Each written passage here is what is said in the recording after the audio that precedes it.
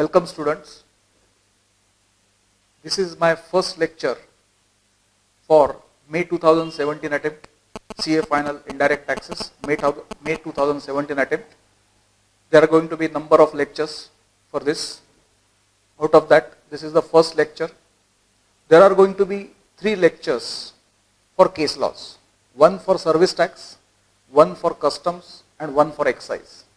This lecture is for service tax case laws. Institute has already issued the material. We call it ICAI, relevant case laws for May and November 2017 attempt. In that, for service tax, there are 24 case laws. All those 24 case laws which are for service tax are covered in this video. The videos are available on home page and the material for the same is available in the download section. As far as material is concerned, you have 2 choices. One, you will find a detailed material in the download section. 1 case law, 1 page number. Like that, 24 pages, and for each case law there is 1 page. You should attend this video, and if time is not the problem, you should relate yourself to this detailed material. Here, 1 case law, 1 page. So in all, there are 24 pages. But for example, suppose you are running short of the time, then I have also put summary in my download section. Same case laws, but only crux is written. So if you are running short of the time, then you don't relate to this material. What you can do with the case law, you can only have look at my summary of case laws. For example, for the first case law, I have written the case law, then I have written the name of the case law, and then I have written the crux of that case law. So the point is very simple. If time is not problem, you should attend this video along with detailed material related to the case law. But if you are running short of the time, then with this case law lecture, you should read only summary material. That is the whole idea. Also, let me show the way the material is presented.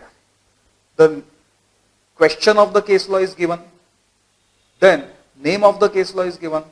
Also, if this question has already come, if this case law has already come in the past examination, then it is shown separately. Here, as you can see, just as an example, first case law, can the service tax liability created under law be shifted by virtue of clause in the contract entered into between the service provider and service recipient? This was the question. Answer is given by Rashtriya Ispat Nigam Limited, 2012 Supreme Court. But this case law has already come in the examination, which is written here separately, May 2013. So that tells you which one case law to focus more. Also, some more notings have been given. For example, the second case law, GMK Concrete Mixing Private Limited, Institute has copy-pasted it from RTP November 2015. So, 2 kind of descriptions you will find. These RTP case laws should be considered as more important over others. The one which has no description is from old case law book of the institute. While making new case law book, what institute has done, old case law book, some case laws they have deleted and they have added some case laws from RTP, and they have made new case law book, which is the case law book for you, in which for service tax there are 24 case laws. Okay. But now, for example, second case law is not from the old case law book. It is being copy-pasted from RTP November 2015 by the institute. Reasons to believe it will be more important over other case laws. So, moment you see it's an RTP case law, it will be more important over other case laws. So, that's it. Let us start.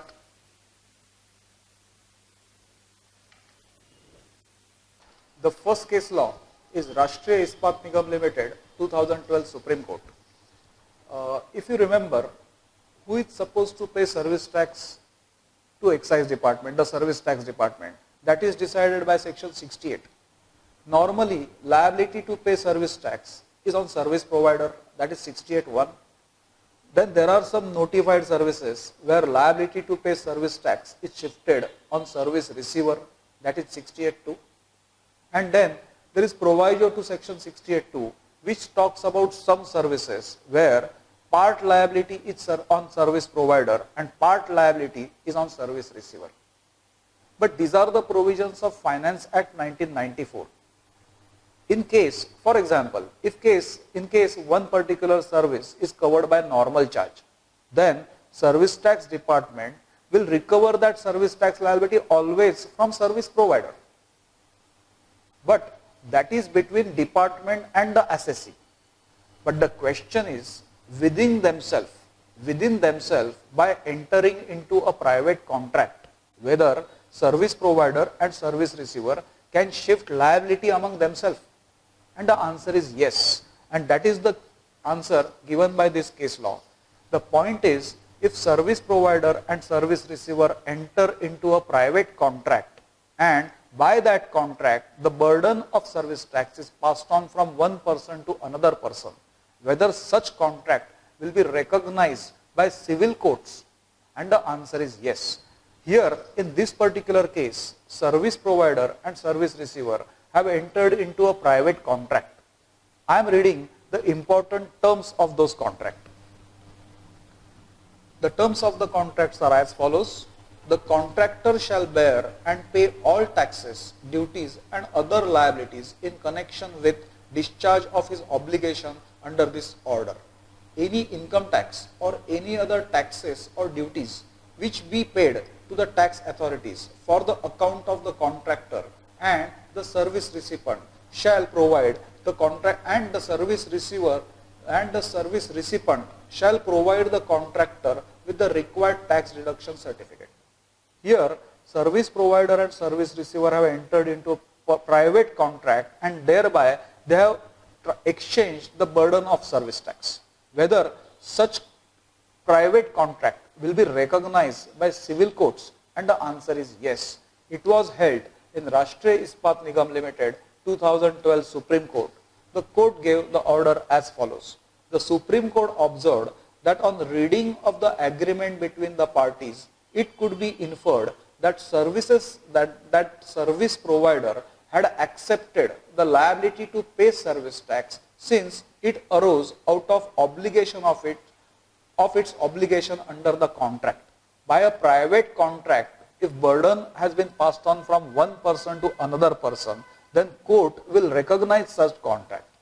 With regard to the submission of shifting of service tax liability, the Supreme Court held that service tax is an indirect tax which may be passed on. Thus, assessee can contract to shift its liability.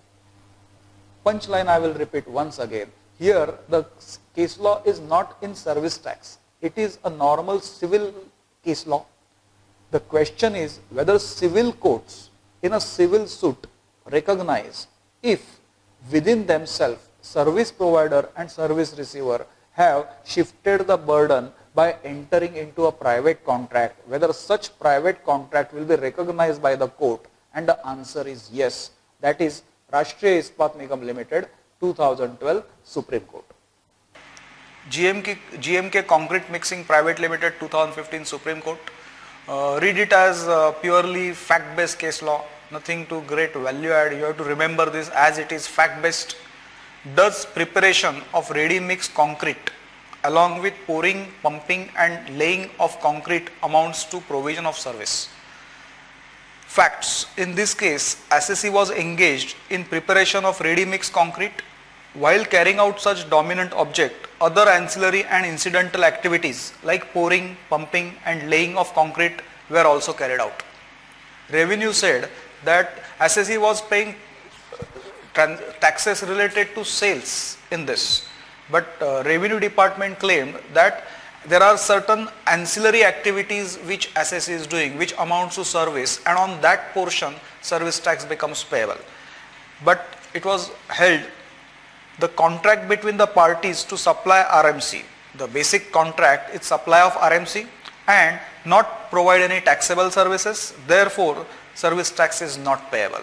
A very simple fact-based case law. You have to remember it as it is. GMK Concrete Mixing Private Limited, 2015 Supreme Court. Next case law is Kishore KS versus Cherthalla Municipality 2011. I don't know why this service tax, why this case law is yet kept in the ICAI case law book. Actually, it belongs to old time. The position about renting of immovable property had changed substantially now. But with that background in my mind, I will try to teach this case law. Let us come to the crux of this case law. The point is, service tax is an indirect tax, and in the ordinary course of business, service provider can always pass on liability of service tax to service receiver. That is accepted phenomena. I will repeat, service tax is an indirect tax. So in ordinary course of business, service provider can always pass on service tax burden on service receiver. Here is the case where there is a service provider. He has provided a service to service receiver. It is renting of immovable property. For example, rent charge is 1 lakh and service tax has not been charged. Subsequently, department issued show cause notice to the service provider demanding service tax in this transaction. Now, whether service provider can pass on the burden of service tax to service receiver and whether additional service tax can be demanded by service provider from service receiver, and answer is yes. Because service tax is indirect tax, lawfully in the ordinary course of business, service provider can always shift the service tax burden on service receiver. Here in this case, it was a municipality, that is a local authority. They have given rooms on rent. For example, again, rent was collected 1 lakh.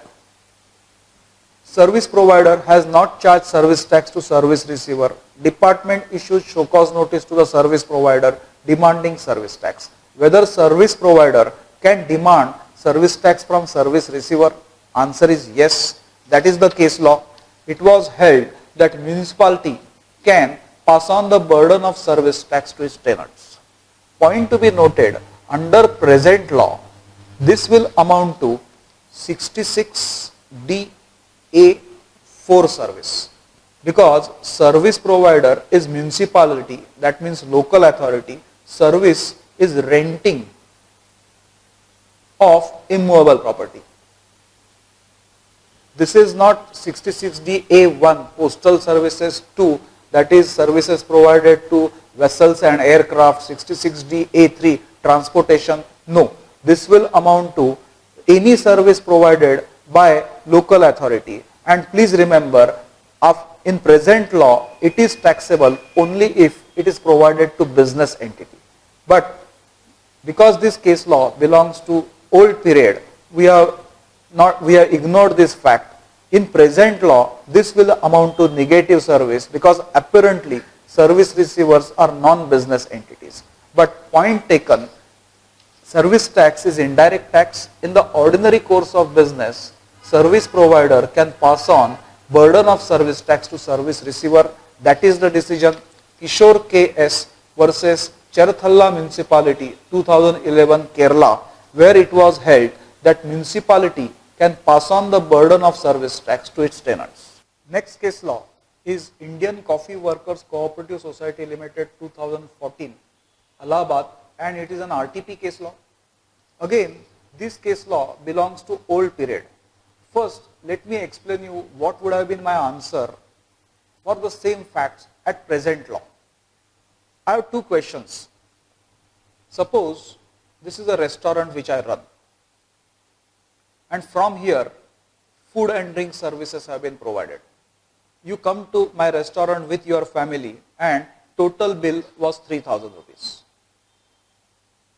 If this is true, in this transaction, is there any service provided? Under the present law, we are loud and clear about it. 66E, declared service, says that part of this contract is declared service, and on that service tax is payable. We also know under rule 2C, we have decided value of service is equal to 40% if it's a restaurant service. So I have answered two questions here.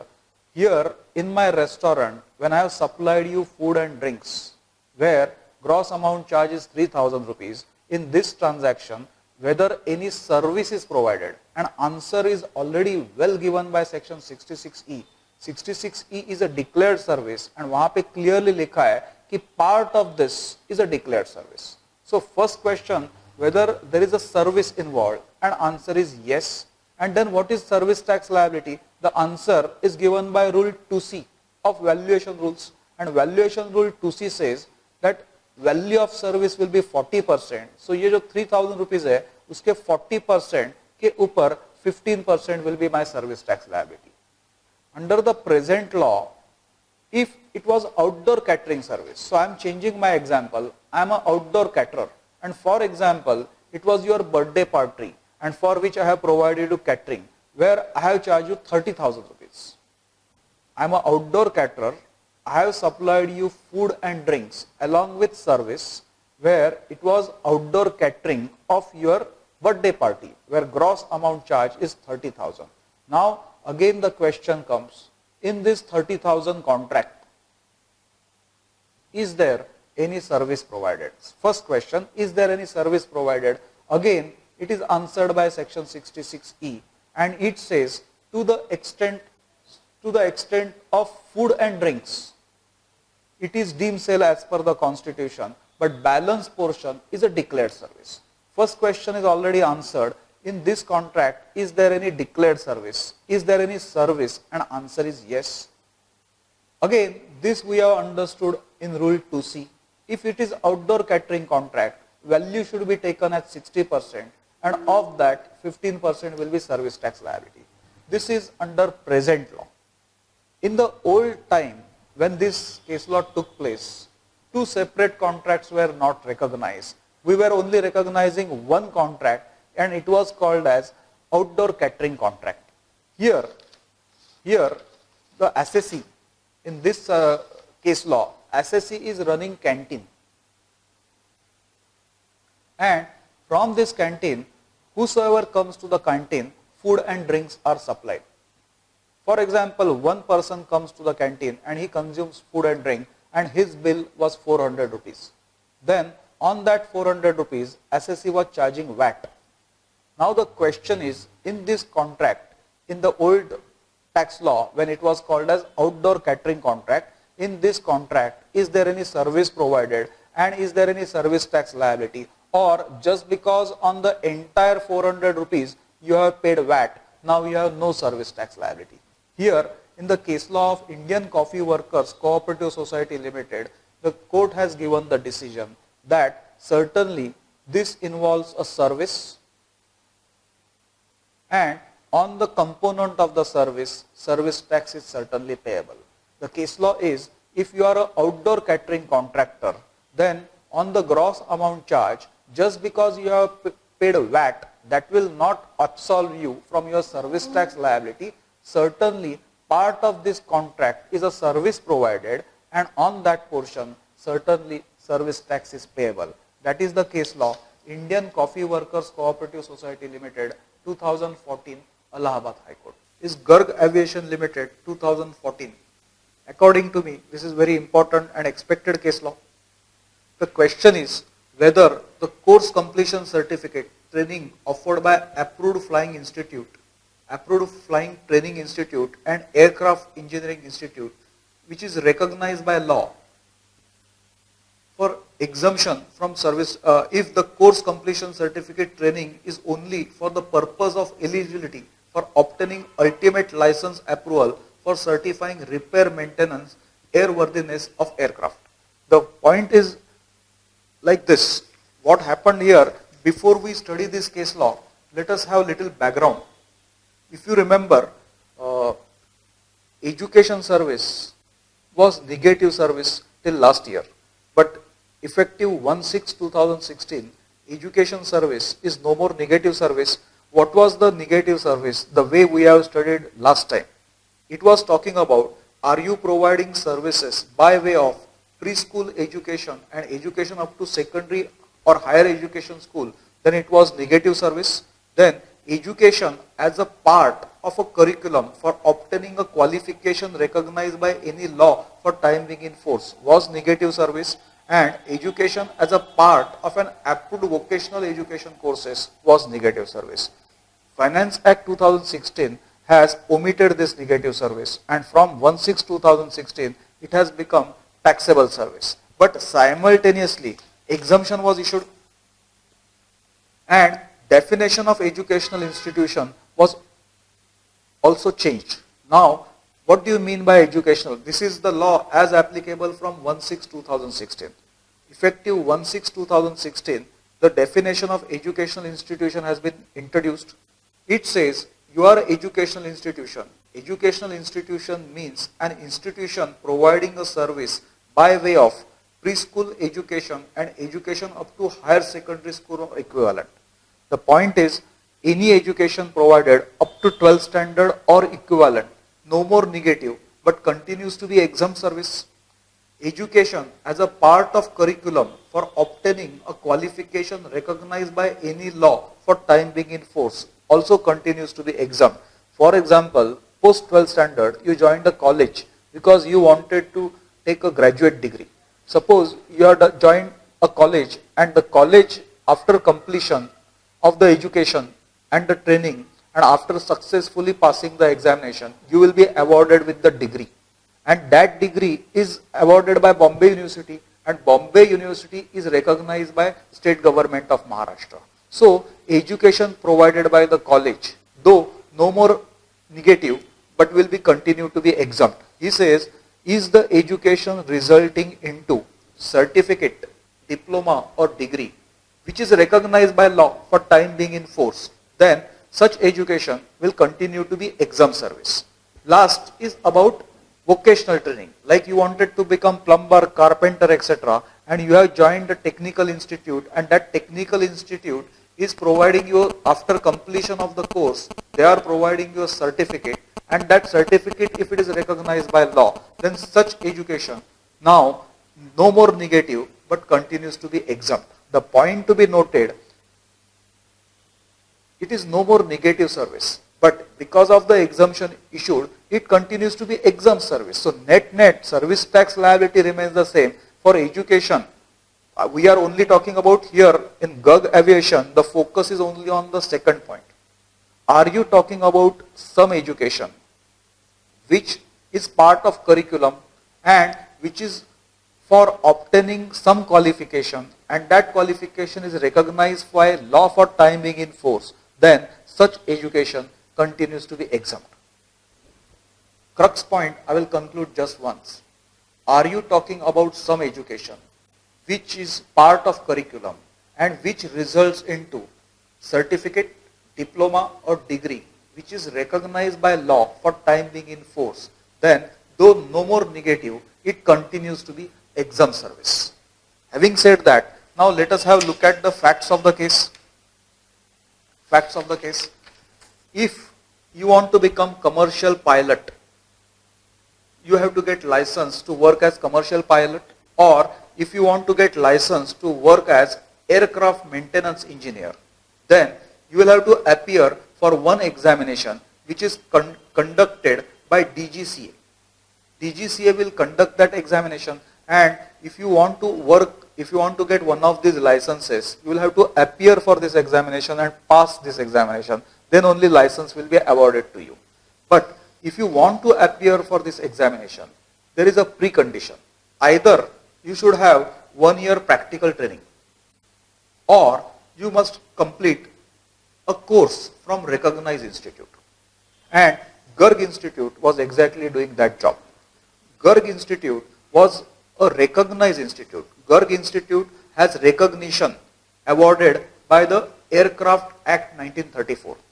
Matlab, if you have completed the course from Garg Institute, and if you have the certificate of Garg Institute that successfully you have completed this course, then this certificate will be considered as a valid certificate, and precondition of 1 year practical training will be compromised. So point to be noted, the certificate issued by Garg Institute is recognized under Aircraft Act 1934. So this will amount to education provided which results into a certificate which is recognized by law for time being in force. Conclusion, educational services provided by Garg Institute are exempt from service tax. That is the whole case law about. Please have a look at Garg Aviation 2014. This is RTP case law. Hotel East Park 2014 Chhattisgarh. Whether section 66EI, section 66E is declared service, I is supply of food and drinks ka service portion.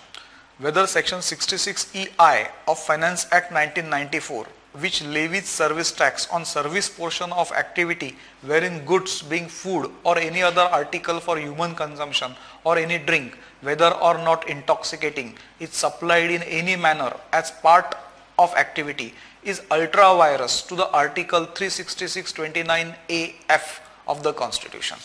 We have been learning, we have been talking about this in service tax a lot. When I go to a restaurant with my family, I consume food and drinks and total bill, for example, is of 3,000 rupees. We have already understood this contract. This is a composite contract which is indivisible contract, and this is a contract which we have bifurcated into two parts. As per Constitution, to the extent of value of food and drinks involved, it is deemed sale, and because it is deemed sale, state government can collect VAT on this transaction. It is written in Constitution, deemed sale. Balance portion is declared service, and because it is declared service, service tax is payable on that, and it will become payable to central government. On sale portion, central government cannot touch this, only state government can touch this. On the sale portion, VAT will become payable. On the service portion, state government cannot touch that, and central government can charge service tax. To find out the value, we have done that job in Rule 2C of Service Tax Valuation Rule. If it is restaurant contract, value of service provided will be 40%, and if it is outdoor catering service contract, then value of service will be 60%. But there is no mixture of the two. They are clearly separate portion. In this total composite contract where amount has been charged 3,000, inside there are two hidden contracts. Part of it is sale contract, part of it is service contract, and they are not mixing or they are not fencing in each other. That is the decision here. I'll read the decision for you. Section 66EI of the Finance Act 1994 is intra-virus, it is not ultra-virus. Of the article 366(29)(a)(f) of the Constitution of India, no VAT can be charged over the amount meant for service. इसमें से जो service का portion है उसके ऊपर VAT charge नहीं हो सकता है. The amount over which service tax has been charged should not be subjected to VAT. Here again same thing, this portion on which service tax has been charged, no VAT can be charged on that. The High Court directed the state government to frame such a rules and issue clarifications to this effect to ensure that the customers are not doubly taxed.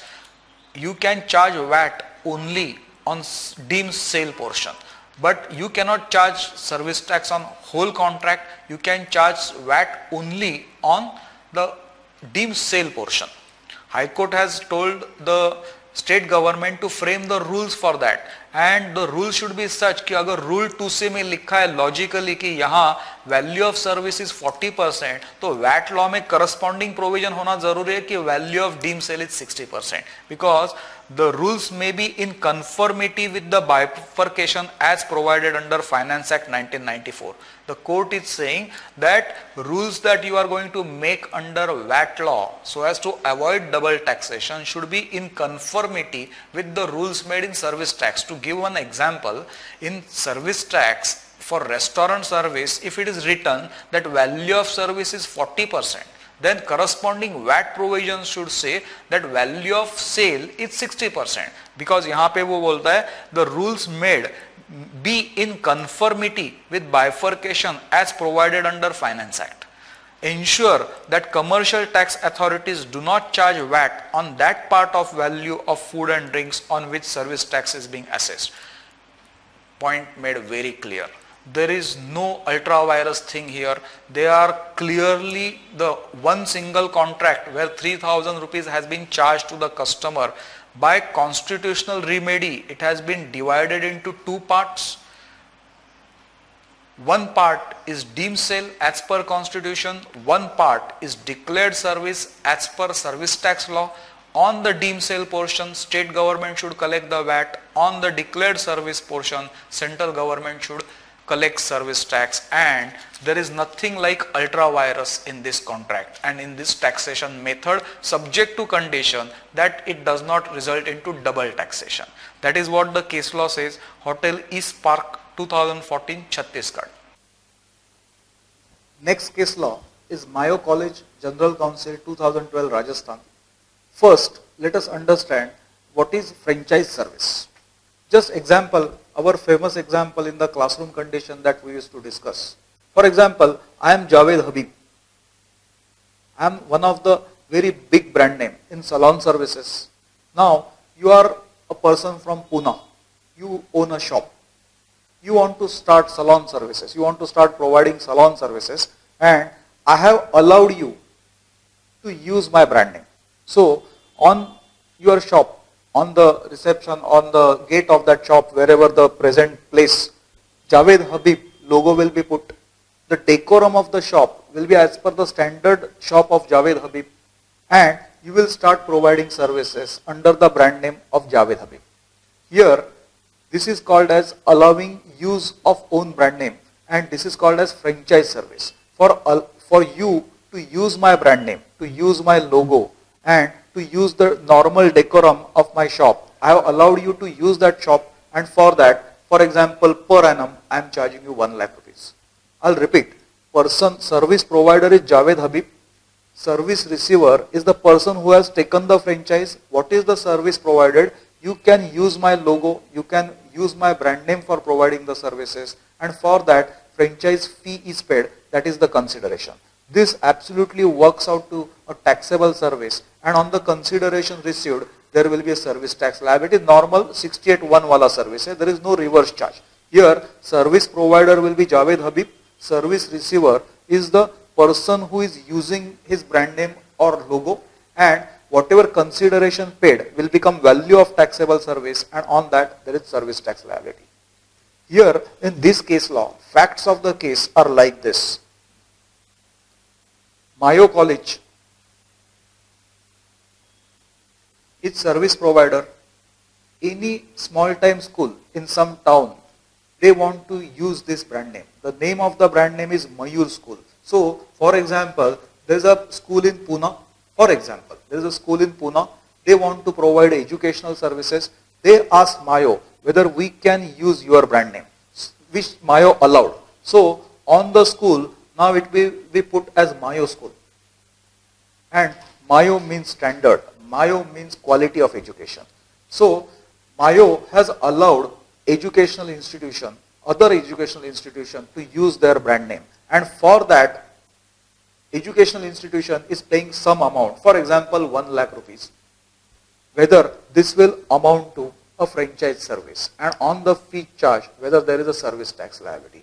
As from the example that I have given, you can make out, it absolutely amounts to a franchise service, because here Mayo College, who is the owner of the brand Mayur Schools, has allowed other schools to use their brand name, the Mayur School, and for that they are charging fees. This will amount to a franchise service, and on the fees collected, there is a service tax liability. Just because it is for an educational purpose, that will not change the situation. And on full amount charge, there is a service tax liability. That is the decision of Mayo College General Council 2012, Rajasthan. Now next case law is about Wipro Limited 2013. Before we study this case law, in our book we have studied one exemption, 39 of 2012, service tax. We have studied so many exemptions. If you remember, exemptions are issued under section 93 of Finance Act 1994, and exemptions are of two types, total exemption and partial exemptions. And in total exemptions, one is mega exemption 25 2012, and then we have studied some individual exemptions. Individual exemptions were SSP, SEZ, etc. One of the individual exemptions that we have studied in the classroom was 39 of 2012. Let me remind you what was the crux of that exemption notification. That exemption notification said, are you a service provider? Have you got inputs, excise duty paid? Have you got input services, service tax paid?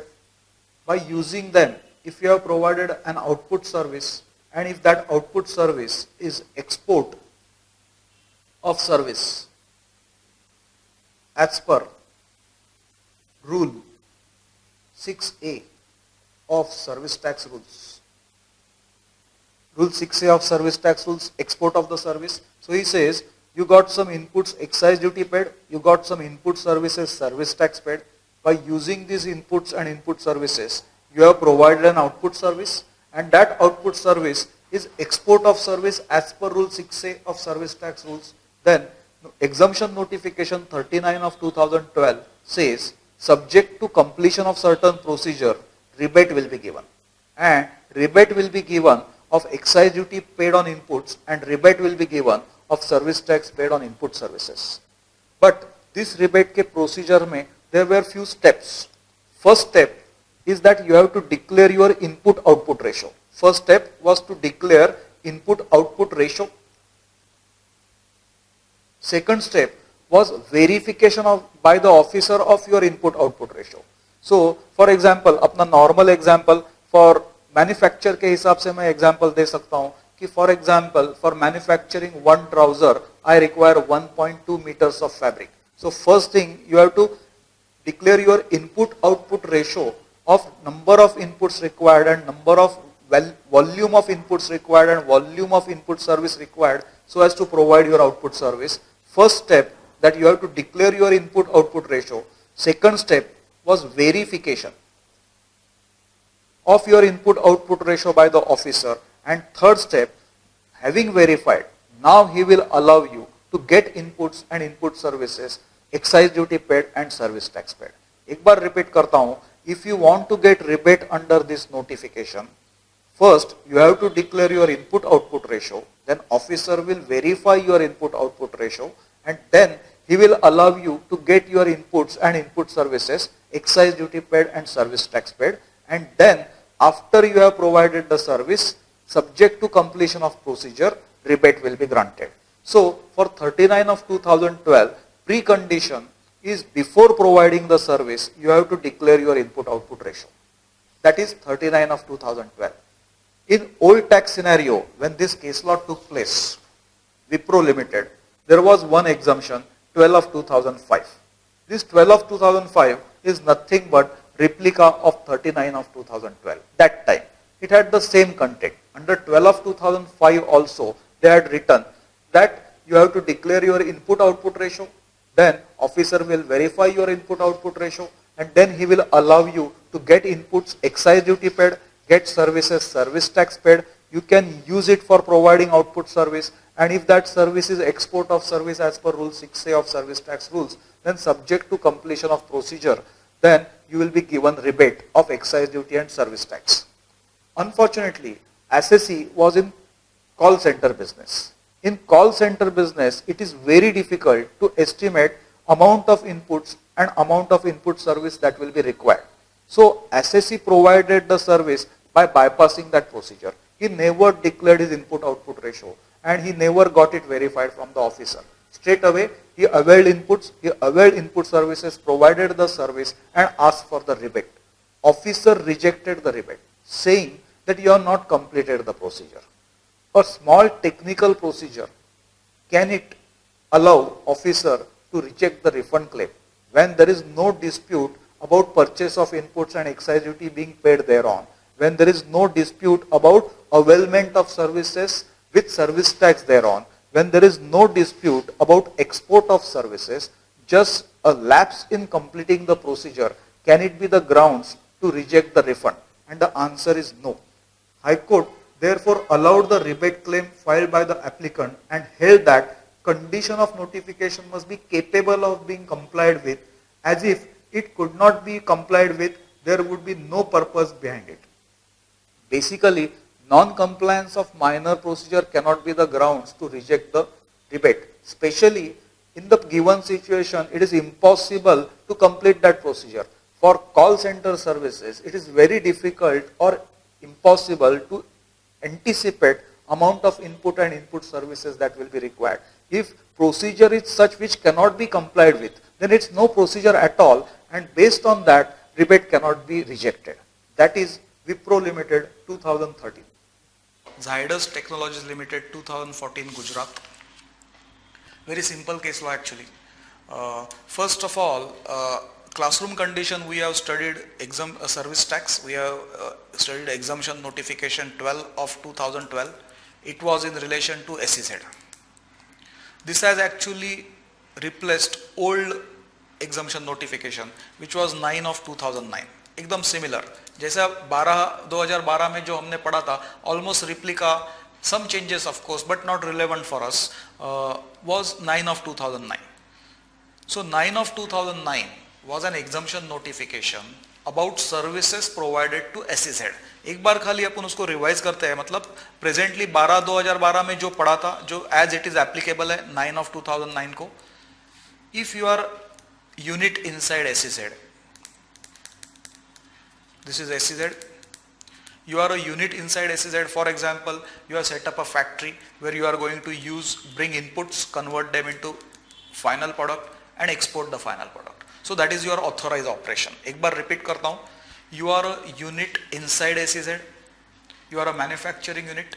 You purchase inputs, convert them into final product, and from there you export your final product. So who are you? I will call you unit inside SEZ. And what is your authorized operation? Manufacturing of final product is your authorized operation.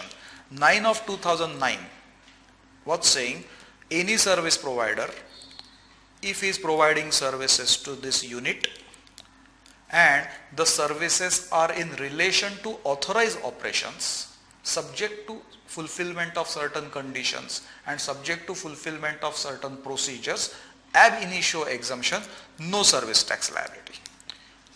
एक बार repeat करता हूं. Are you a DTA service provider? You are providing services to a unit inside SEZ. Services are in relation to their authorized operation. 9 of 2009 was saying ab initio exemption, such service provider can provide service without charging service tax. Now here is the case law. I have set up my unit. I am going to start my manufacturing activity. I am planning to bring inputs. I am planning to convert them into final product, and whenever my final product, I will be also exporting it. But just now I am in process of setting up my factory. I'll repeat, I am in a process of setting up my factory inside the SEZ.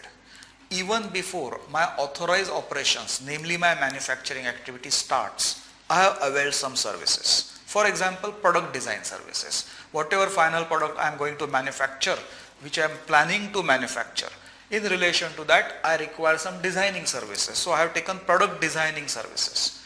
Please understand, my authorized operations have not started yet. Even before that, I have availed the services. No doubt that the services are in relation to my authorized operations, but as yet authorized operations have not started.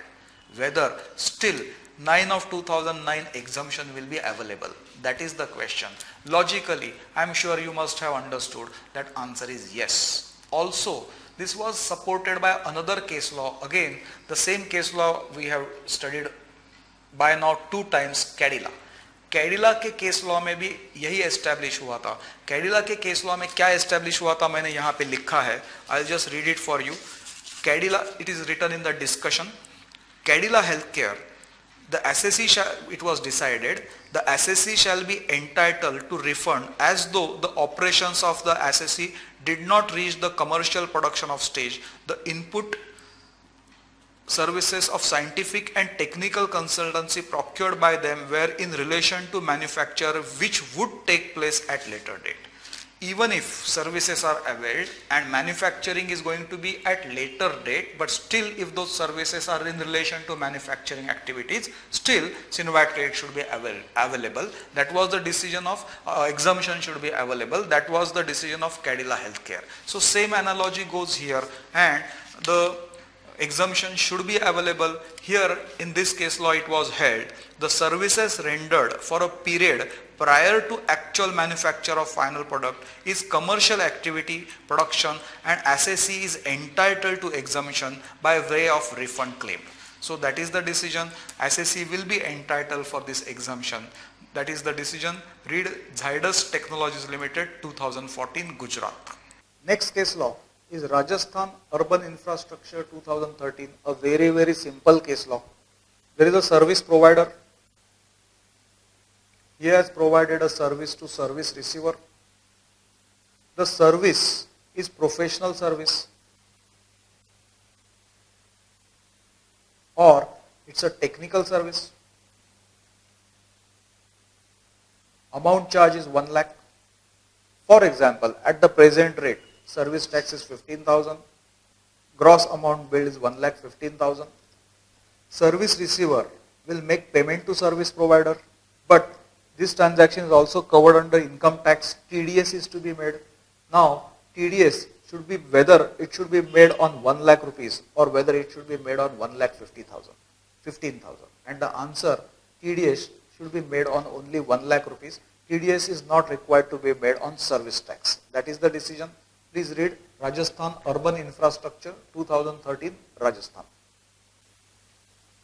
Next case law is Chitra Builders Private Limited 2013 Madras. Very simple case law. Department raided the premises of Chitra Builders and they were able to seize 2 crore rupees. That was 2 crore rupees cash which was seized by the department. What should be the next steps? Department should get access to the documents.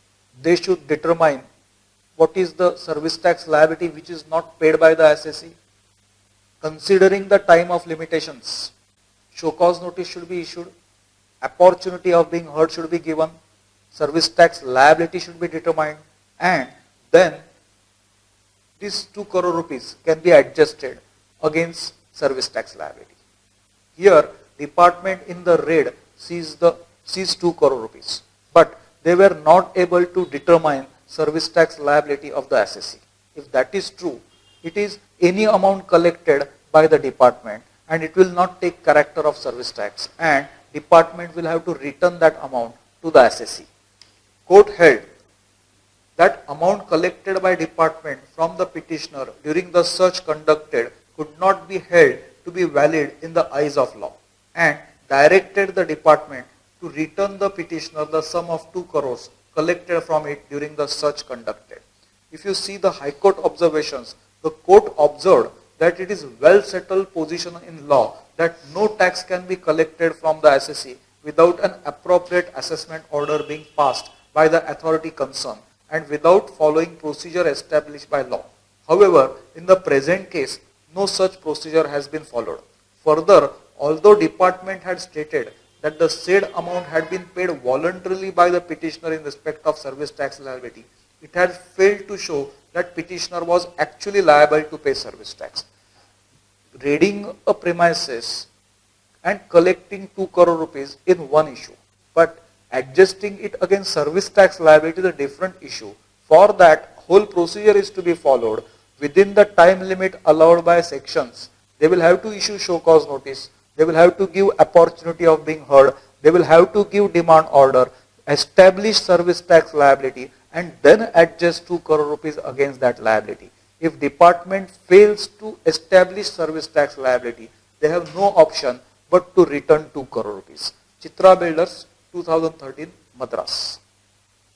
Next case law is Infinity Infotech Parks Limited, 2013, Kolkata. Actually, we are experts of this. As you know, if statutory provisions have been contravened and the reason is innocent, normal period of limitation is applicable. But if statutory provisions have been contravened with fraudulent intention, for fraud, we have always been using 5 words: fraud, collusion, misrepresentation, suppression of fact, or any act or omission with the idea to evade duty. For applying extended period of limitation, that is 5 years, department first has to prove that there was intent to evade the duty. If intent to evade the duty was not there, just contraventions of the statutory provisions cannot attract extended period of limitation. Here it was held mere contraventions of Finance Act 1994 or rules framed thereunder does not enable the service tax authorities to invoke extended period of limitation. Extended period of limitation is 5 years. The contravention necessarily has to be with intent to evade payment of service tax. Just contravention of statutory provisions, department is not at liberty to apply extended period of limitation unless department is able to prove collusion, fraud, misrepresentation, suppression of the facts, or intent to evade service tax. Then only extended period of limitation is possible. Infinity Infotech Parks, 2013, Kolkata High Court. Next case law is about NBC Corporation, 2014 case law. A very simple case law. Section 72 of Finance Act 1994. I am talking about best judgment. What is best judgment? Actually, we heard this name best judgment when we were doing our syllabus 2 times. Once we had reference about it in point of taxation rule 8A. We were talking about some assessee who is not registered, he is providing the services and he has not registered himself and he has not even bothered to pay service tax. But in cross inquiry, officer comes to know about him. Then officer will get access to his information, give him opportunity of being heard, apply his best judgment and determine his service tax liability. That was one reference to best judgment in our syllabus. Second reference to best judgment was under Rule 4 of valuation rules. In Rule 4 of valuation rules, we read that whether value declared by the assessee, is it compulsory for the officer to accept that valuation, or whether officer can challenge that valuation. Can officer say that value that you have declared is suppressed value? Can officer reject that value? Answer is yes. वहाँ पे भी लिखा था कि if officer is of the opinion that value is suppressed, then officer can shift to best judgment. Whatever it is, but section 72 is talking about best judgment, and from the language of section 72 it is very clear that officer can change the service tax liability determined by the assessee. He will issue show cause notice, he will give opportunity of being heard, assessee will be able to substantiate the claim made by him, books of accounts, invoice will be presented, and based on information provided and statement given by the assessee, officer will apply best judgment and complete the assessment. But no way best judgment assessment can be considered as ex parte assessment. That is not how it works. That is the case law. Please read the case law, NBC Corporation, 2014, Delhi High Court. Next case law is KVR Construction, 2012. The question is very simple. Assessee wrongly has paid some service tax to the department. Actually, assessee's service, there was no service tax liability at all. Thinking under the misbelief that he had service tax liability, assessee has paid some amount to the department. Now the question is, limitation given by 11B. 11B is about asking for refund. Whether limit, and you know 11B has limit of 1 year from relevant date. whether limitation given by 11B for applying for refund, whether that limitation, whether equally applicable for this case also, and the answer is no. If it is not service tax, it will be considered as wrong amount paid to the government. It is not service tax paid to the government, it is wrong amount paid to the government. Also, department has no right to keep that amount with themselves by giving any reasons. Even normal limitation applicable under 11B is also not applicable in such a case. And whenever assessee applies for refund of this amount, irrespective of limitations, department will have to return that money to the assessee. That is the case law, KVR Construction 2012. Next case law is Ankleshwar Taluka ONGC Land Loser Travelers Cooperative Society 2013 Gujarat. This case law has already come in May 2014 attempt. A very simple case law actually. The assessees were farmers and they have provided rent-a-cab service to the service receiver, ONGC. That was a time when rent-a-cab service was comparatively new service. The levy on that service was comparatively new. That was the first issue. So service provided is, first of all, service providers are farmers. They can certainly plead ignorance of the law. Second, the service, rent-a-cab service, is recently levied. All these years it was not taxable. Recently it has been brought under service tax. That is the second issue. Third, whether or not that service is taxable, there are divergent views of the tribunal. Having said that, if service tax is not levied, not paid, whether it should be considered as innocent or fraud, and the answer is certainly innocent cases. This is not fraudulent non-payment of service tax. Certainly normal period of limitation will be applicable and penalty cannot be levied.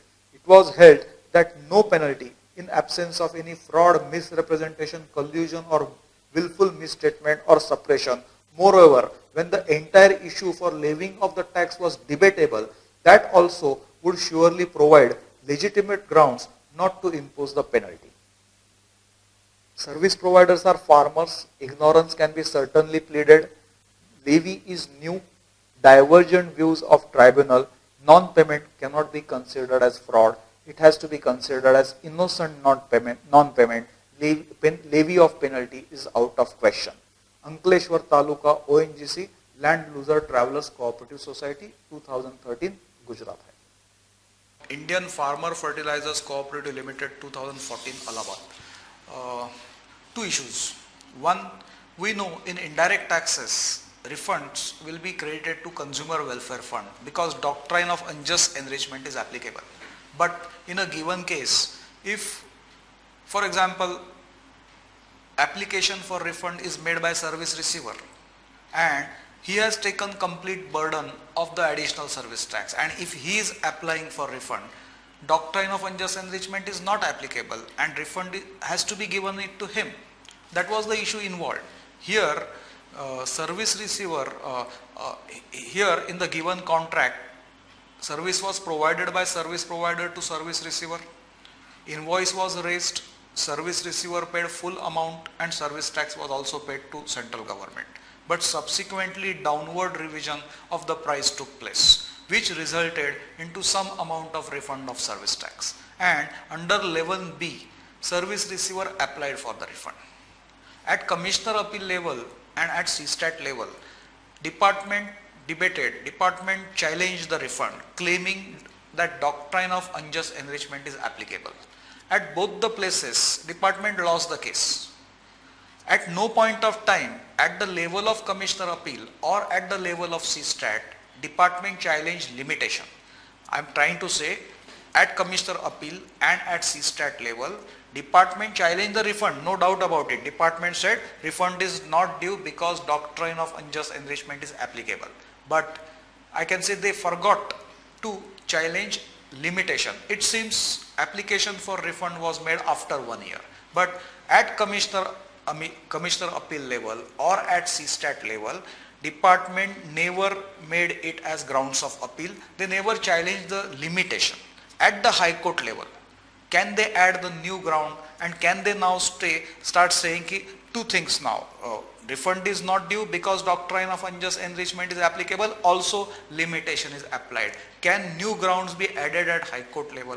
Answer to second question is also no. So basically two questions are discussed here. First, whether doctrine of unjust enrichment is applicable, and point is very simple, we are all experts of that. If service receiver has taken burden of additional service tax and he is applying for refund, whether refund be given to him, the answer is yes. Whether doctrine of unjust enrichment is applicable, answer is no.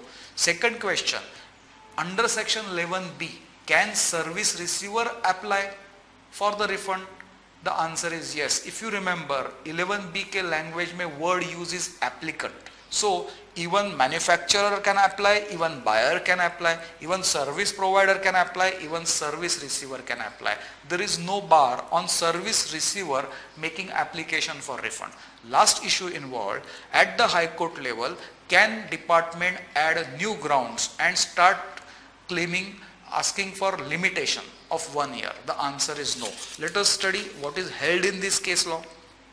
Since the burden of tax has been borne by the respondent as a service recipient, question of unjust enrichment will not arise as per section 11B of Central Excise Act, which is as it is applicable to service tax. The claim for refund was filed within the period of limitation, was not challenged by the revenue before the first appellate authority and at CSTAT. Revenue could not assert to contrary and first time urge a point in appeal before this court. So new grounds cannot be added at the High Court level. This is the decision of Indian Farmer Fertilizers Cooperative Limited, 2014, Allahabad. Naresh Kumar and Company Private Limited, 2014, Calcutta. If non-payment is by reason of fraud, extended period of limitation is applicable. If non-payment of duty is by bona fide reason, normal period of limitation is applicable. What do you mean by fraud? What are the words we have always been using there to describe fraud?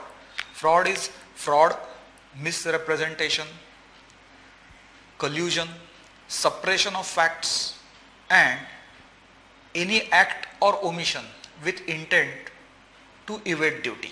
That is what you call it as fraud.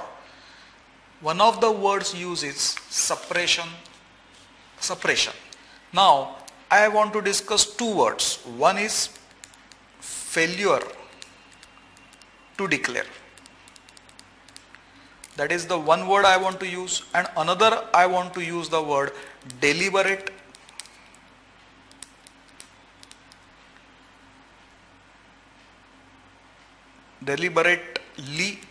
not declared. Is there difference between these two words? One case, assessee has not disclosed certain facts, but what is the reason? Was there deliberately suppressed, or was it just unintentional innocent failure to declare? Some facts have not been disclosed to the department, but reason whether it was general innocent failure to declare and or deliberately it was not declared. Now failure to declare innocently is not suppression of facts and it will be considered as bona fide, and if it was suppressed intentionally to defraud the revenue, so there were deliberate efforts on the part of the assessee to suppress the facts, then fraud provisions, extended period of limitation provisions will be attracted. So only suppression is not enough to attract extended period of limitation, especially where failure to declare was innocent reasons, unintentional, especially so when it has not resulted into any change in excise duty liability. So we are talking about some small facts which anyway, even if they are disclosed, are not going to change excise duty liability. Then such non-disclosure cannot be called as suppression and extended period of limitation cannot be attracted. Please focus on these words once again. Both the things result into suppression of facts, but one is the case where innocently, because of a mistake, without any intention, assessee has only failed to declare certain facts, and one deliberately he has certainly suppressed certain facts. Only this will result into extended period of limitation, and this will not result into extended period of limitation. That is what the case law says. Naresh Kumar and Company Private Limited 2014. It was held, willful suppression cannot be assumed and or presumed merely on failure to declare certain facts unless it is preceded by deliberate non-disclosure to evade the payment of tax. The extended period of limitation can be invoked on clear exposition that there has been a conscious act on the part of the assessee to evade the tax by non-disclosing the facts which, if disclosed, would attract service tax liability. The non-disclosure of the fact which, even if disclosed, would not have attracted the charging section cannot be brought within the ambit of suppression of fact for the purpose of extension of limitation period. Here the last line I will repeat once again. Even if the facts were disclosed anyway, that was not going to change your service tax liability. Such non-disclosure cannot be called as suppression of facts attracting extended period of limitation. Very interesting. Only 2 words के ऊपर पूरा case घुमा है. Naresh Kumar and company private limited 2014. The case law name is Vijaya Consultants and Engineers and Consultants 2015. The question here: can service tax be demanded by a speaking order without issuing a show cause notice, but after issuing a letter and giving the assessee an opportunity to represent his case along with personal hearing? For any kind of recovery proceedings, first step is always issue of show cause notice. If it is service tax, show cause notice is to be issued under section 73(1). Here I have reproduced section 73(1) for you, but my point, any kind of recovery proceedings under service tax also, the first step is always issue of show cause notice. It has to be a valid show cause notice. To become valid, it has to have all the constituents given in section 37C. 37C is as it is applicable to service tax also. 37C is basically excise section. But what do you mean by serve is given by section 37C. Serve means you can tender it physically, or you can send it by register AD post, or you can send it by the courier approved by the commissioner. If assessee is not to be found, is not willing to take that register delivery, then you can affix it at his factory gate. If factory is not found, then you can affix it on your own notice board. But first point, that valid show cause notice has to be issued. It has to be served in the manner laid down in section 37C. Show cause notice has to given the allegations. Show cause notice has to mention the default of the assessee, and show cause notice also has to give amount that officer is demanding. Unless valid show cause notice is issued, proceedings just cannot be started. A simple letter issued by the department. Please understand, the case went to tribunal. While studying the case, tribunal realized that never at no point of time show cause notice was issued. Officer had just issued one letter and assessee started cooperating, but valid show cause notice was never issued. Tribunal set aside that order. The question is whether procedural compliance, can it be compromised? The answer is no. Issue of show cause notice has to be the first step of starting recovery proceedings. It has to be a valid show cause notice. A simple letter cannot take the form of show cause notice. Let us understand what is the decision held. Service of valid show cause notice is precondition. The High Court observed that in pursuance of section 73 of Finance Act 1994 leaves no doubt that there is a requirement of issue of notice specifying the amount of service tax that is payable. The High Court observed that in the present case no notice was issued to the respondent and reliance was placed on a letter. The letter did not satisfy the requirement of the notice as there was no allegation that specific amount was required to be paid as service tax and even no period was mentioned therein. High Court held that by no stretch of imagination the said letter could be treated as show cause notice satisfying the requirements of section 73. High Court further held that the procedural requirement of issue of notice and calling for explanation cannot be dispensed with. High Court said that procedural lapse is not acceptable. No recovery proceedings can be started unless first a valid show cause notice is issued. Vijaya Consultants. I am talking about Delhi Transport Corporation case law. This is also very important and expected kind of case law. Also, it has something to do with one case law given in our case law book. In the case law book, you will find one case law, Rashtriya Ispat Nigam Limited 2012 Supreme Court. Both these case laws needs to be studied together for better understanding. Here the question is, based on contractual arrangement, can the assessee ask the department to recover taxes due from the third party? I'll just explain the case law. It is Delhi Transport Corporation. It is providing advertising services to many service receivers. Delhi Transport Corporation is providing a taxable service to many service receivers. Actually, normal charge services they are. So liability to pay service tax is on service provider, namely Delhi Transport Corporation.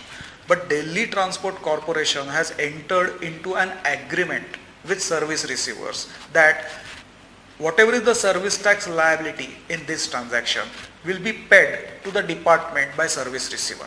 The question is whether service tax burden, which is basically on service provider, can it be transferred to service receiver by a private contract? In the case law of Rashtriya Ispat Nigam Limited 2012 Supreme Court said yes. As far as shifting of burden is concerned, by private contract it can be transferred from service provider to service receiver. But here let us try to understand it once again. Basically, Delhi Transport Corporation is a service provider. They are providing service to service receiver on whatever is the value of service, whatever is service tax liability. It was decided by a private contract between service provider and service receiver that whatever is the service tax liability, it will be paid by service receiver. But service receiver never paid that service tax liability.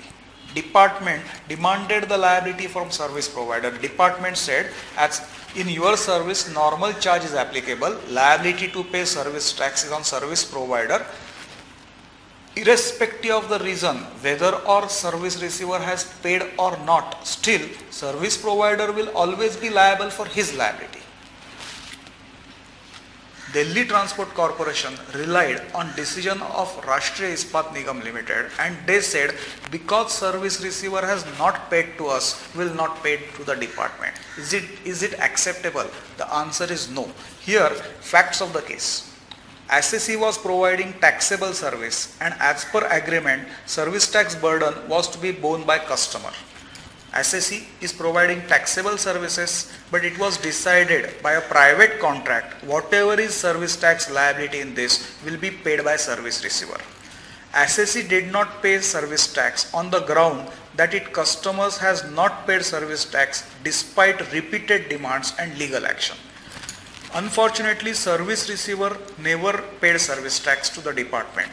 Department demanded service tax from service provider and service provider said because we have not received from service receiver, we will not pay it to central government. Whether that is possible? The answer, judgment in Rashtriya Ispat Nigam Limited 2012 Supreme Court merely provides that service tax burden can be transferred by contractual agreement to other party. Yes, between service provider and service receiver, by a private contract, burden can be shifted from one person to another person. But that does not mean that if service receiver does not pay and service provider will be absolved from his liability. However, on account of such contractual arrangement, assessee cannot ask revenue to to recover tax dues from third party or to wait for discharging the liability of the assessee till it has recovered the amount from its customer. Just because service receiver has not paid, service provider cannot say, I will pay whenever I receive from service receiver. That is not possible.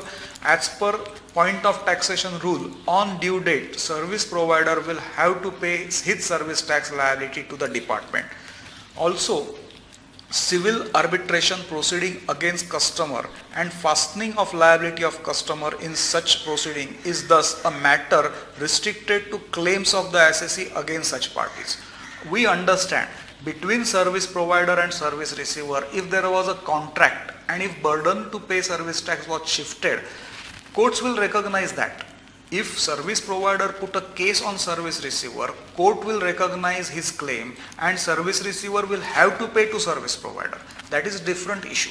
But as far as service tax department is concerned, liability to pay service tax was on service provider and he has to pay it on due date. That is what is the decision.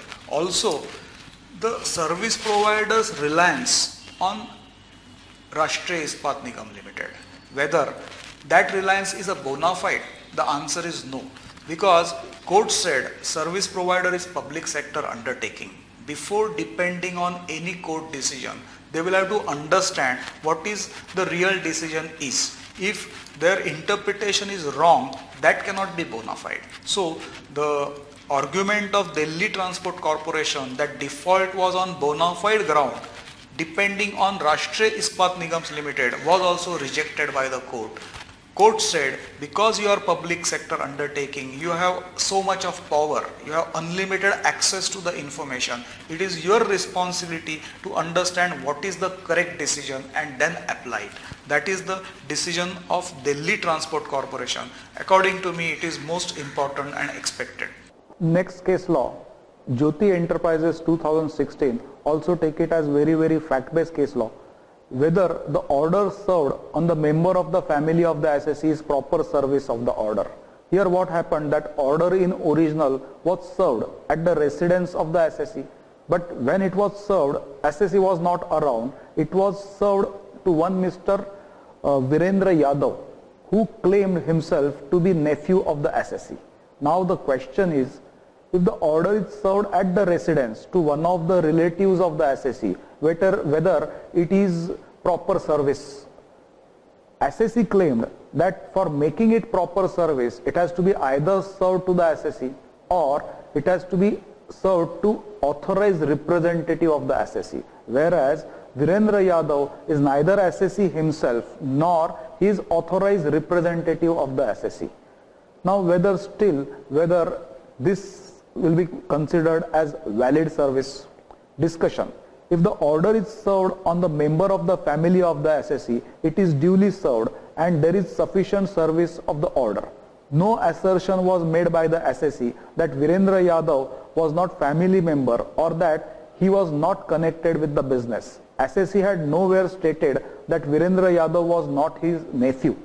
Further, nothing has been stated that the address where the service of the original order was made was incorrect. In that case, looking at all the facts of the case, it was held that it is valid service of the notice. Jyoti Enterprises 2016.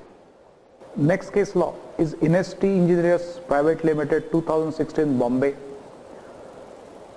37C is talking about service of order. If it is order, it has to be served. How it is to be served? It is to be served either by physical tendering or by sending it by register AD post, or if assessee is not accepting the order, it can be put on the notice board of the factory or his residence, or if residence and factory is not found, then officer can put it on his own notice board. But under any circumstances, reference here is to serve. It has to be served on the assessee. Once order is served, assessee can go in appeal, and appeal is covered under section 85, and वहाँ पे time limited 2 months. But section 85 में भी time limit लिखा है 2 months from the date the order was served. If SSC goes in appeal, it is all right, otherwise it is time bar. Here, in this particular case, officer prepared the order and forwarded to the SSC, but never SSC received it. I think it was lost in between. SSC came to know about this order only after 2 years when department started recovery proceedings. SSC immediately went into appeals to Commissioner Appeal, but Commissioner Appeal quashed his appeal saying that it is time bar. So he went to CSTAT and CSTAT also said it's a time bar. But the question here is the one order which was not served at all, whether it is time bar or not, and obviously the answer is no. It was held by the High Court. High Court quashed and set aside both the orders, the order of Commissioner Appeal and the order of Tribunal, and placed back the matter for fresh consideration before Commissioner Appeals. यहाँ पे discussion में मैंने लिखा है the period of limitation prescribed under Section 85 of Finance Act 1994 to prefer an appeal against order in origins in 2 months. The said period begins from the date of receipt of the decision or the order of adjudicating authority. So period of 2 months starts from the date it was received by the SSC, it was served on him. If it was never received by the SSC, it cannot become time bar. That is the decision in this case law. NST Engineering Private Limited, 2016, Bombay. According to me, it is most important and expected case law. Associated Hotels Limited, 2015, Gujarat. Point of dispute: whether under service tax, Commissioner Appeal can remand the case back. First, let us understand what is written in Central Excise Act. Here, I have reproduced section 35A of Central Excise Act 1944. I am reading it for you. 35A3. The Commissioner Appeal shall, after making such further inquiry as may be necessary, pass such order as he thinks just proper, confirming, modifying, annulling the decision or order appealed against. From the reading of this section, it is loud and clear that in excise, Commissioner Appeal has no power to remand the case back. He will assume the temporary jurisdiction of adjudicating officer and complete the adjudication by issuing show cause notice for additional amount. Now let us read the parallel section in service tax, which is section 85. Here I will read section 85 of Finance Act 1944, 85.4. The Commissioner of Central Excise Appeals shall hear and determine the appeal and, subject to provisions of this chapter, pass such order as he thinks fit, and such order may include an order enhancing the service tax interest or penalty. From the language, it is loud and clear that under service tax, under Finance Act 1994, Commissioner Appeal either can assume temporary jurisdiction of adjudicating officer, or he can remand the case back to the adjudicating officer. I'll repeat. I'll read the line once again. The Commissioner of Central Excise Appeals, I'm reading section 85.4 of Finance Act 1994.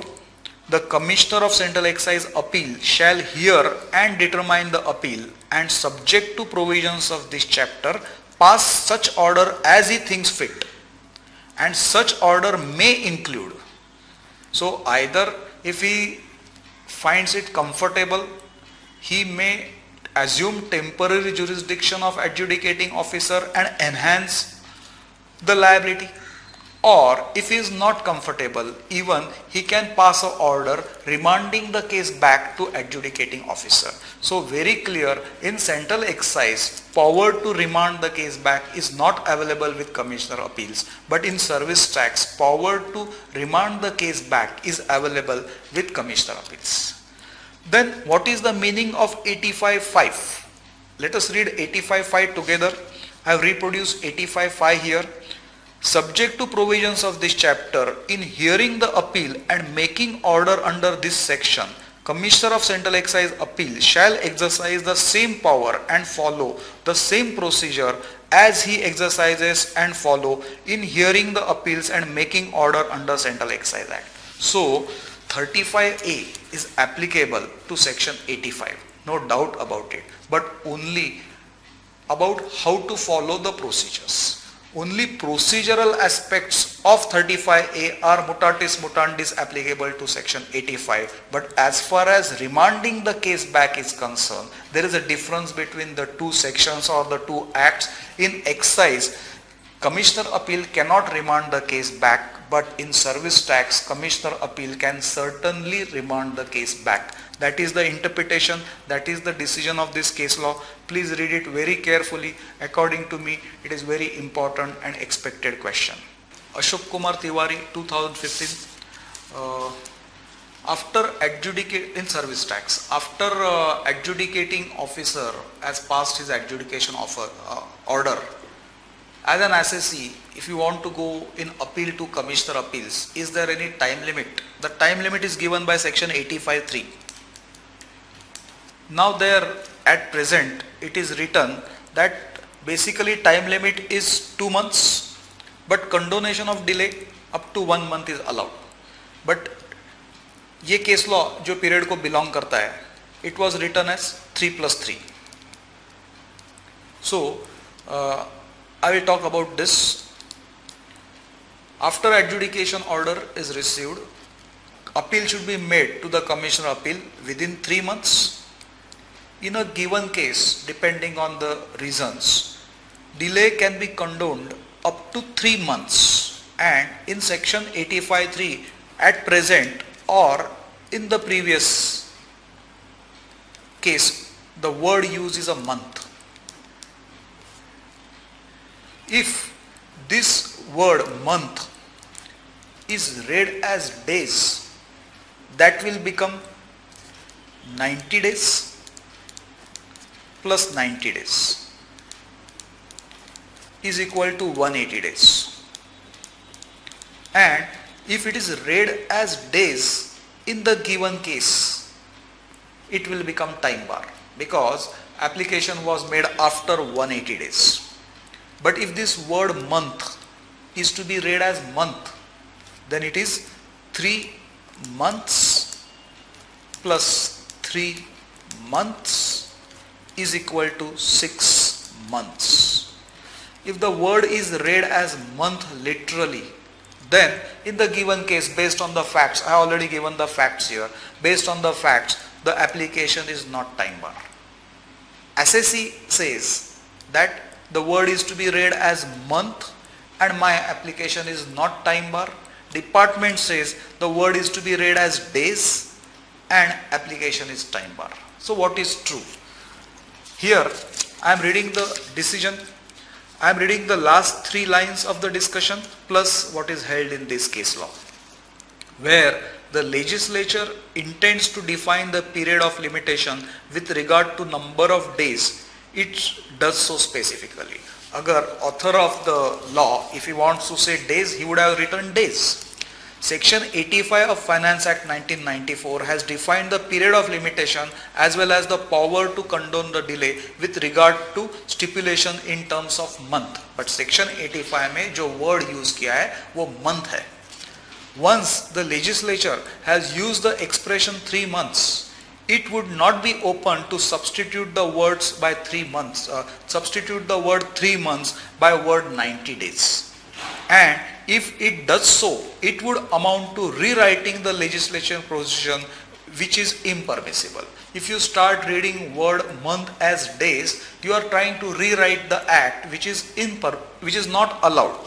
Held.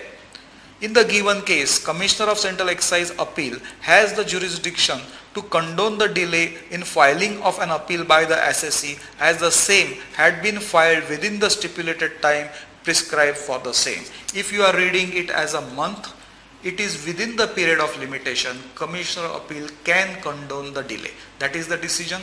Very simple decision. It is only about the word days and month. Please read Ashok Kumar Tiwari, page number 23. Chakiat Agency's 2015 decision. This decision is based on simple principle of natural justice. What happened is like this: adjudicating officer passed an adjudication order.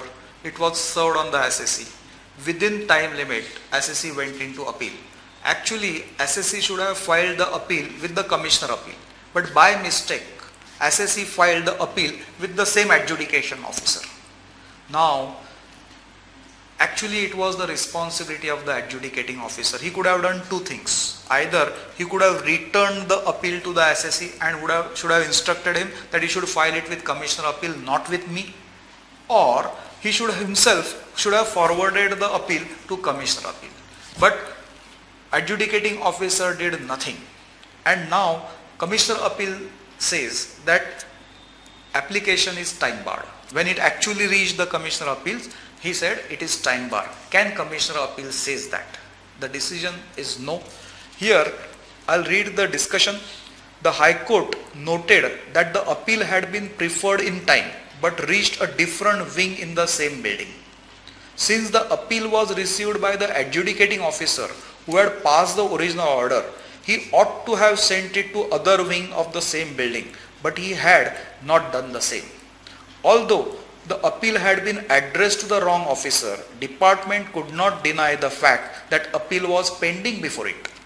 Either the department should have returned the appeal papers to the SSC to enable him to file appeal before the appropriate authority, or should have handed over the appeal papers to the competent authority. Officer ने या तो appeal के papers SSC को वापस देना चाहिए था और बोलना चाहिए था जाके कमिश्नर अपील के पास इसको फाइल करो, या तो ऑफिसर ने खुद जाके कमिश्नर अपील को वो पेपर्स पहुंचाना चाहिए था. उसने दोनों काम नहीं किया.